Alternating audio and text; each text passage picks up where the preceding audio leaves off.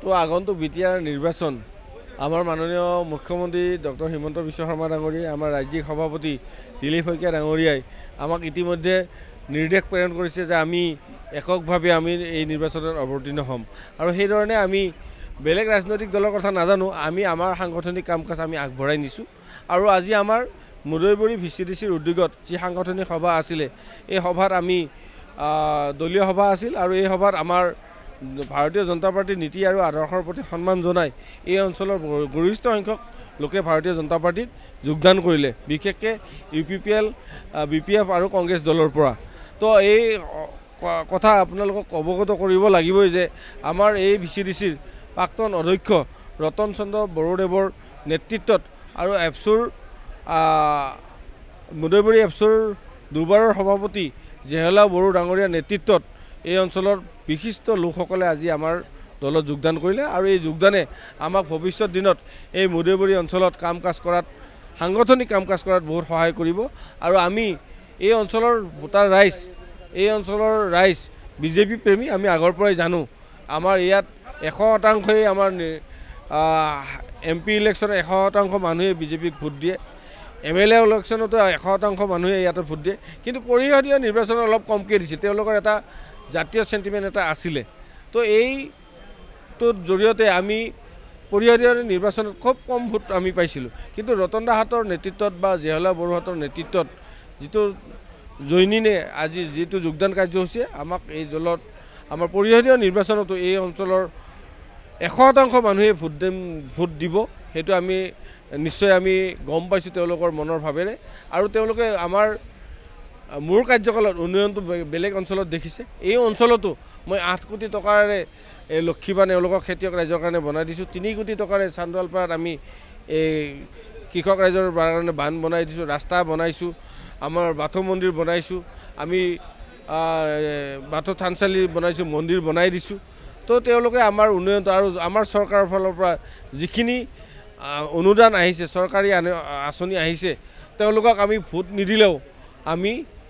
তেওঁলোকক আমি সম বিতৰণ কৰিছোঁ আৰু এই নীতিৰ প্ৰতি সমৰ্থন এওঁলোকে জনাইছে আৰু আমি আহি থকা দিনত এওঁলোকে আমাৰ দলত কাম কৰিম বুলি যি উৎসাহ আমাক যোগালে আৰু আমিও এওঁলোকক লৈ এই অঞ্চলটোক আগবঢ়াই নিয়াৰ কাৰণে আমি চেষ্টা কৰিম তো মই আকৌ এবাৰ কৈছোঁ আমাৰ দলত যোগদান কৰা সকলোকে মই ভাৰতীয় জনতা পাৰ্টিলৈ স্বাগতম জনাইছোঁ আগন্তুক BTC নিৰ্বাচনত আমাৰ ইতিপূৰ্বে আমাৰ ৰাজ্যিক সভাপতি সন্মানীয় দিলীপ শইকীয়া ডাঙৰীয়াই এটা কথা ঘোষণা কৰিছে যে আমি 40খন আসনত 40 জাগতে আমাৰ প্ৰাৰ্থিত্ব দিয়া হ'ব আৰু যেহেতু ৰাজ্যৰ মাননীয় মুখ্যমন্ত্ৰী ডক্টৰ হিমন্ত বিশ্ব শৰ্মা আৰু ৰাজ্যিক সভাপতি দিলীপ শইকীয়া ডাঙৰীয়াই ৰাম লক্ষ্মণৰ দৰে তেওঁলোকে কাম কৰি আছে সমগ্ৰ ৰাজ্যৰ লগতে বিটিআৰ অঞ্চলৰ ৰাম আৰু লক্ষ্মণৰ দৰে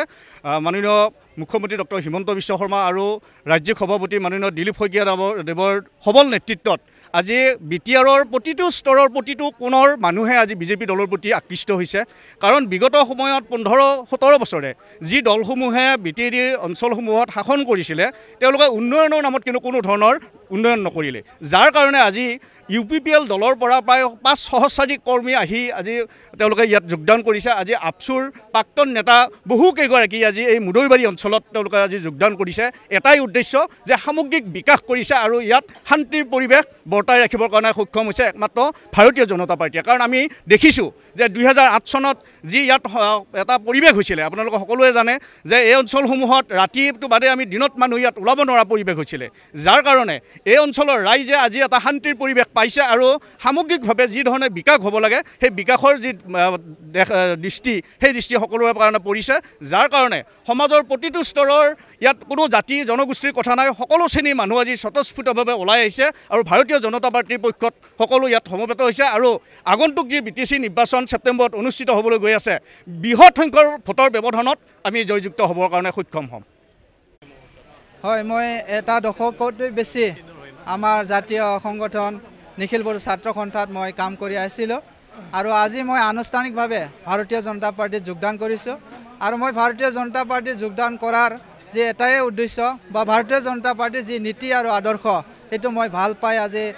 আনুষ্ঠানিকভাৱে ভাৰতীয় জনতা পাৰ্টিত যোগদান কৰিছোঁ আৰু ভাৰতীয় জনতা পাৰ্টি বা ভাৰতৰ প্ৰধানমন্ত্ৰী নৰেন্দ্ৰ মোদী ডাঙৰীয়াৰ যি এটা মন্ত্ৰ সবকে সাথ সবকে বিকাশ এই মন্ত্ৰটো লৈ পেলাই তেখেতে যি ধৰণে ৰাষ্ট্ৰখন চলাই নি আহিছে বা ৰাষ্ট্ৰটো যি ধৰণে তেখেতে নেতৃত্ব দিছে এইটো মই সঁচাকৈ মই তেখেতৰ নেতৃত্বত মই সুখী আৰু মই অনুপ্ৰাণিত হৈ মই আজি ভাৰতীয় জনতা পাৰ্টীত যোগদান কৰিছোঁ আৰু লগতে আমাৰ অসমখন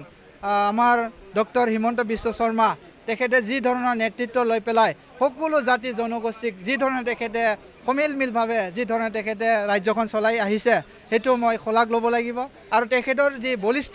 নেতৃত্বতে আমাৰ বড়ো জাতিৰ লগতে অন্যান্য যিবোৰ জাতি পিছপৰা জাতি জনগোষ্ঠী তেখেতে যি ধৰণে সমান দৃষ্টিৰে যি ধৰণে তেখেতে চবকে এটা জাষ্টিছ দিছে সেইটো মই সঁচাকৈ অনুপ্ৰাণিত হৈ আজি মই ভাৰতীয় জনতা পাৰ্টীত যোগদান কৰিছোঁ আৰু লগতে আমাৰ এই অঞ্চলখন মানে বিভিন্ন জাতি জনগোষ্ঠীৰ লগত ভৰপূৰ আৰু বিভিন্ন জাতি জনগোষ্ঠীৰ লগত যদি থাকিব লাগে মই নিশ্চয় ৰাজনৈতিক দলত আহিব লাগিব আৰু মই বিভিন্ন ৰাজনৈতিক দল আছিল বিভিন্ন আমাৰ মানে ৰিজনেল ৰাজনৈতিক দলবিলাক আছিল মই তাতে বিশেষকৈ জইন নকৰাকৈ আজি মই এটা ৰাষ্ট্ৰীয় দল ভাৰতীয় জনতা দলত মই যোগদান কৰিছোঁ আৰু মই যোগদান কৰাৰ মানে একমাত্ৰ যি কাৰণটো হৈছে যে আমাৰ ৰাষ্ট্ৰটো ভাৰতীয় জনতা পাৰ্টি আমাৰ অসমতো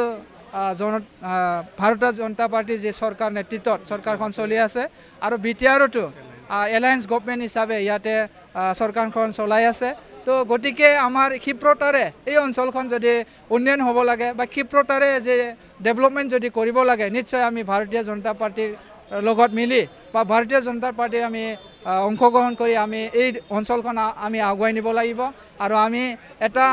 এই অঞ্চলখন মানে জাকত জিলিকা কৰিবৰ কাৰণে আমি সকলোৱে আজি ওলাই আহিছোঁ আজি 150তকৈ অধিক আমি ইয়াতে ভাৰতীয় জনতা পাৰ্টীত যোগদান কৰিছোঁ আৰু অনাগত দিনত আমি পৰ্যায়ক্ৰমে এই অঞ্চলৰ পৰা আমি ভাৰতীয় জনতা পাৰ্টীত আমি যোগদান কৰাম আৰু আমাৰ যি মদুইবুৰী মানে পৌৰসদীয় যি সমষ্টি এইটো অধিক মানে শক্তিশালী কৰিবৰ কাৰণে আৰু অনাগত যি আমাৰ বিটিচিৰ পৰিষদীয় যি ইলেকশ্যন আছে এইটো অধিক আমাৰ শক্তিশালী হিচাপে আমি অংশগ্ৰহণ কৰিম আৰু আমি ইয়াতে ভাৰতীয় জনতা পাৰ্টীৰ যি কেণ্ডিডেট তেখেতক আমি জিকাই পঠাবৰ কাৰণে আমি কাম কৰি যাম আৰু আমি 100% গেৰাণ্টি আমি ইয়াতে ভাৰতীয় জনতা পাৰ্টীৰ কেণ্ডিডেটে ইয়াতে বিজয় সাব্যস্ত কৰিব